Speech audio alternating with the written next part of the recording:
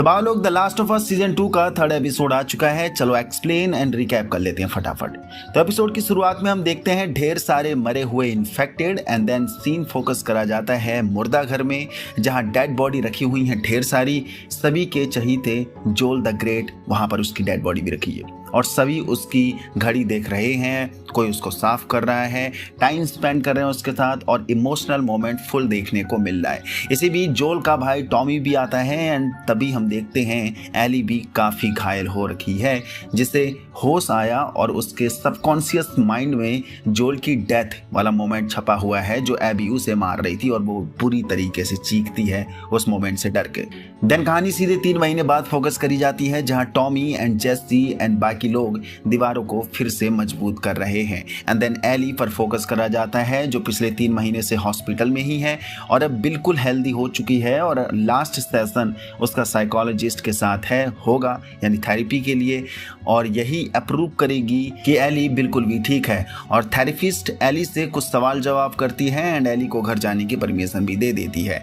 और 3 महीने बाद अपने घर में आना, लेकिन उस इंसान का नहीं मिलना जिस इंसान से वो बच के रहा करती थी। फुल इमोशनल मोमेंट था ये वाला।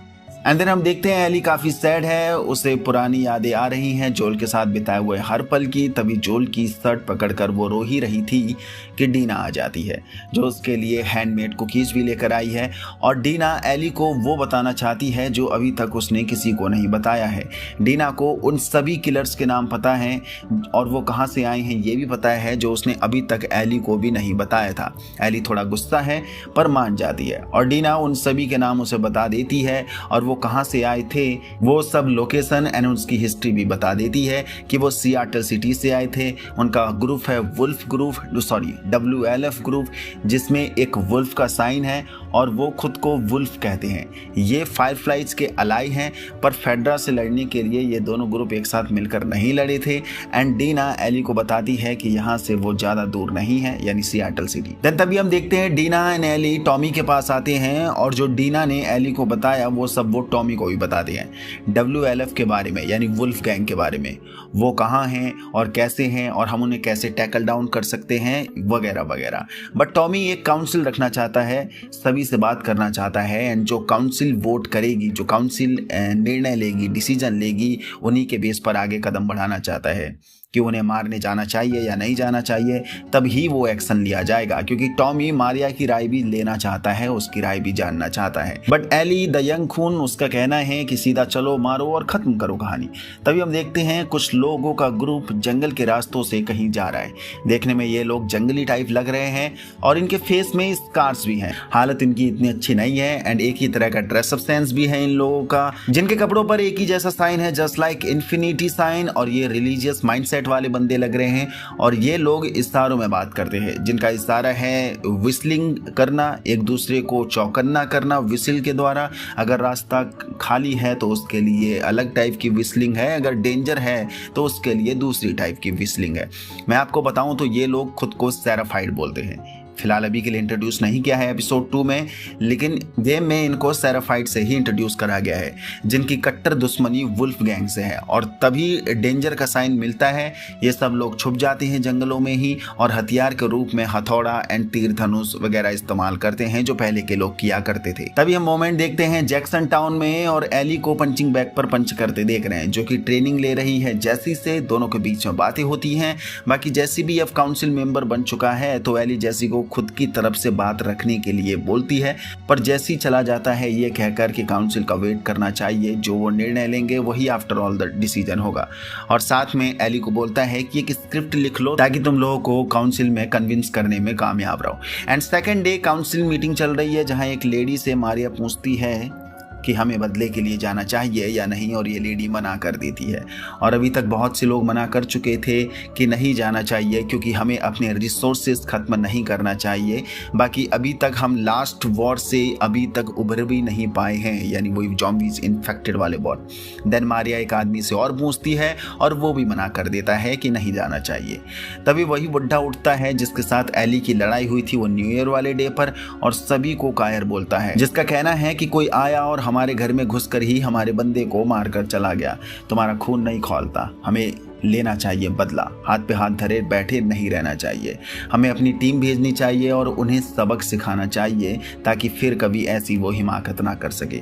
देन एली खड़ी होती है और अपनी लिखी हुई स्क्रिप्ट पढ़ती है कि क्यों हमें आखिर जाना चाहिए, उन्हें मारने के लिए, बदला लेने के लिए, क्योंकि जोल हमारी फैमिली थी और अगर वो तुम्हारी फैमिली का भी बंदा होता तब भी मैं ऐसे ही रिएक्ट करती जैसे मैं अभी जोल के लिए कर रही हूँ।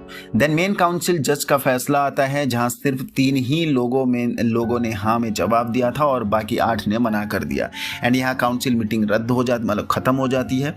एंड एली को समझ आ चुका है कि इनकी तरफ से कोई मदद नहीं मिलने वाली, इसलिए अकेले ही जाना चाहिए, अकेले ही करना चाहिए सब कुछ। द नेक्स्ट सीन में हम देखते हैं थेरेपिस्ट मजे से बैठकर बच्चों का गोल्फ का मजा ले रही है, बियर चटकाते हुए, जिसे टॉमी ज्वाइन करता है और दोनों बात करते हैं एली के बारे में, क्योंकि एवरीवन नोज एली अब नहीं रुकने वाली है। वो बिल्कुल जोल की तरह जिद्दी और अड़ियल है और वो जाएगी उनके पीछे, यानी वुल्फगैंग के पीछे, और बदला लेगी। एंड द नेक्स्ट सीन में हम देखते हैं एली रात में चुपके से सारी गन्स वगैरह तैयार कर रही है अपने मिशन के लिए और जोल की रिवॉल्वर भी ले जा रही है।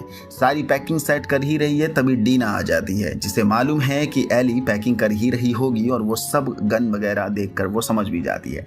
एंड डीना बाकी के सप्लीमेंट्स भी रखने को बोलती है और अब डीना भी एली के साथ मिशन पर जा रही है, क्योंकि मैप देखना और एक्चुअल लोकेशन एंड बाकी के सप्लीमेंट्स ये सब डीना का काम है और डीना एली को फुल असिस्ट करने वाली है। तभी हम देखते हैं रात के अंधेरे में एली और डीना दोनों अपने मिशन पर निकल रहे हैं, जहां वही बुढ़ा इन दोनों को अलविदा कहने आया है और एली को उसकी राइफल के बदले अपनी अच्छी राइफल देने आया है।